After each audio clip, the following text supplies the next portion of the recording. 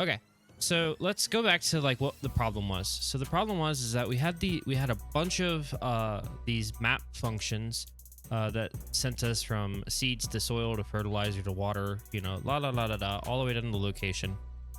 And within these, we had these, you know, these were groups of number strings, and each of these number strings defined a range of integers, a source range, and then a target range.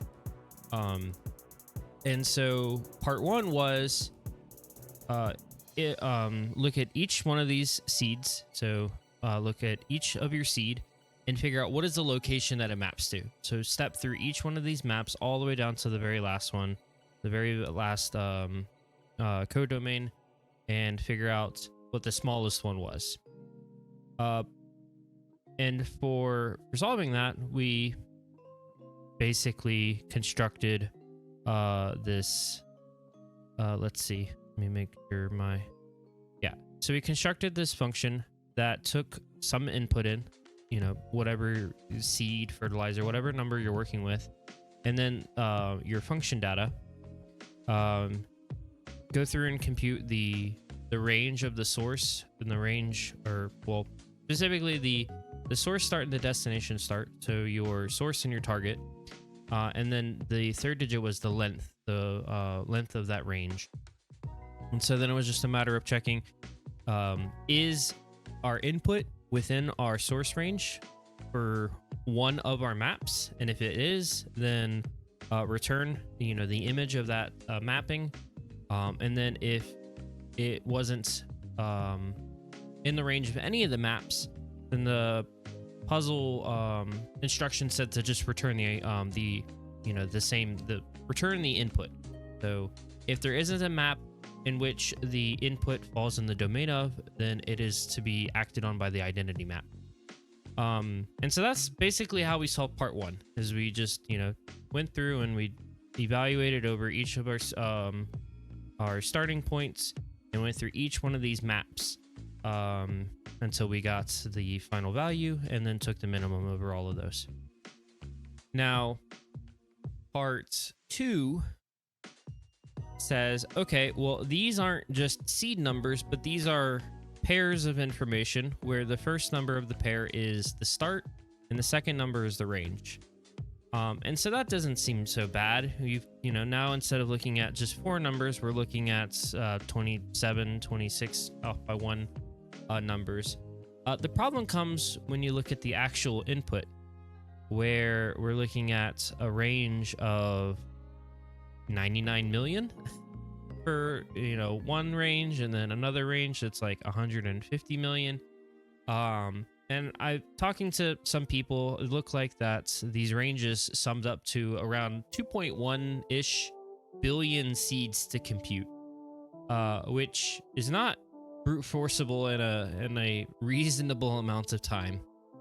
So we had to come up with, you know, something else. We can't just look at each seed one by one.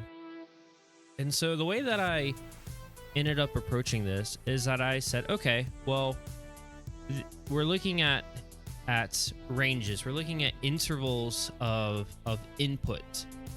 And we know that if we have an interval that falls entirely in the domain of one of those map functions, then that interval is going to be acted on in the same fashion throughout every point inside of that interval. And so what that boils down to is we just need to know what's happening at the endpoints. If we know that the endpoints are within the domain of some map function, then we can compute the endpoints, and then the rest of the data will be, you know, fully determined. The problem is when you have your input and it falls outside or partly outside of the domain, or it overlaps in multiple domains of multiple functions. And so that was the tricky part, is to figure out how to, you know, basically break up our input ranges into these smaller pieces that fall entirely in or entirely out of the domain of our maps. So entirely in one of the domain of our maps, or outside of the domain of all of the maps. So how did we do that? Well, we used a bunch of interval algebra. So we imported some heavy machinery using some SymPy, so symbolic Python package, and constructed literal interval objects using SymPy, and kind of over-engineered this problem. But we have the ranges of all of the map functions, and we can look at the intersection of, so if we have some input range, we can intersect it with the domain ranges, and those intersections are going to be the pieces of our input that fall inside the domain of a map function. So those are all the good chunks. Those are the ones that we can work with really nicely. And then, let's see. This is just handling any cases we had empty sets, just to throw those out. And then we had to look at the pieces that were outside of all of the domains, which is why I coined this, to find outside domain ranges. And so the way that we worked with this is that we looked at, okay, well, we want to look at all the pieces of our input ranges that are outside of the domain of all of the map functions. So we came up with this this total domain variable, and went through and just unioned all the map function domains together. And then we can just iterate over all of the input ranges and looked at the set minus. So we intersected with the complement. And then we had some issues with, okay, well, these this interval algebra is being done over the real numbers. So we have, instead of just ranges of integers, we had half open, half closed intervals and stuff. So we went through and dealt with that by just scaling it down to the integers, and gave us something that was actually just ranges like we were intending. And that basically gave us what we wanted. We got all of so we have our input ranges, and we broke them down into pieces of two types. Parts that fell entirely inside of the domain of some map inside of whatever step we're in, and pieces that fell outside of the domain of all of the maps. Those are the ones that get acted on by the identity. And so once we have that, we know that, okay, well, the things that are outside of the domain, they just have the identity applied. Nothing happens to those. And the things inside of the domain, we know that once we know what happens at, the left bound and the right bound of our input, since the entire interval is inside of the domain of one function, we apply that function to the left, we apply it to the right, and the rest just follows suit.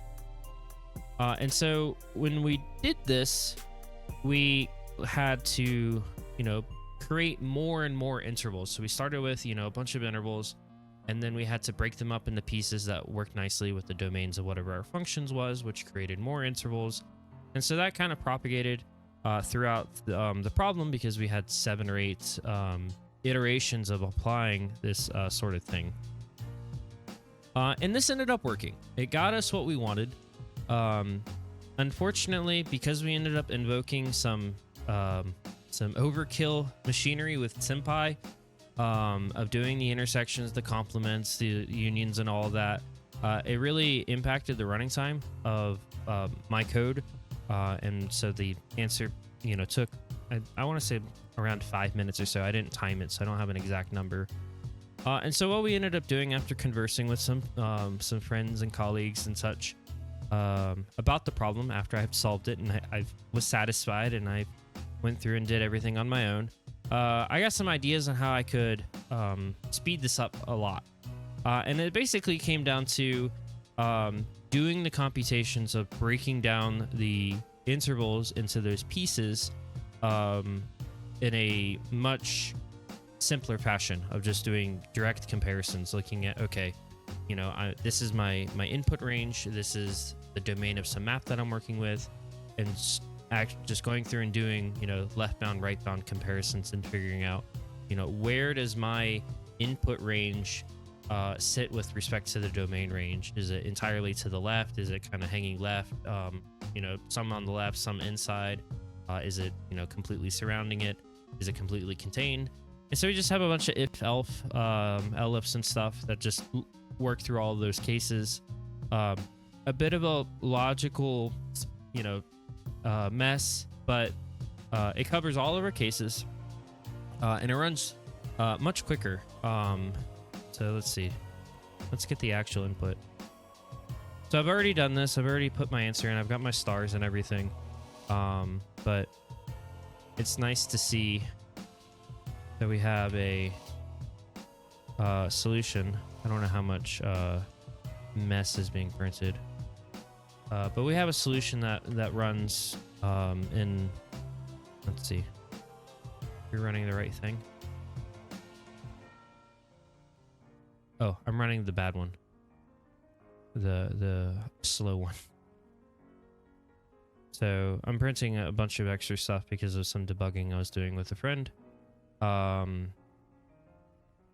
let's go ahead and get rid of that. And run that. Oh, I'm still got something I'm printing out. Where is the hidden print statement? There you are. So you can see, you know, this is actually a good opportunity. You can see that, you know, the number of intervals that we have to consider grows pretty large because of having to break things down. And there's probably some extra partitioning that's being done. So maybe it's growing larger than it needs to. But much more sizable than 2.1 billion something operations. And so then we get our final answer.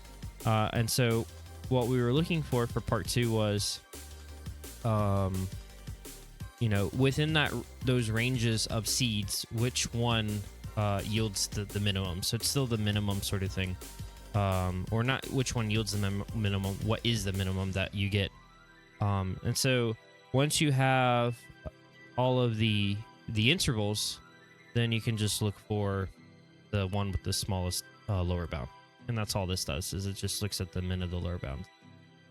So that's it for day 5. Unfortunately, I didn't have to. I really wanted to solve this earlier than I had time to stream, and so we did it off stream, but here's the explanation. We've got our stars, and it is now 12:01 on the 6th, so we're going to jump right into day 6. So thanks for checking out this second part of day 5 of Advent to Code 2023.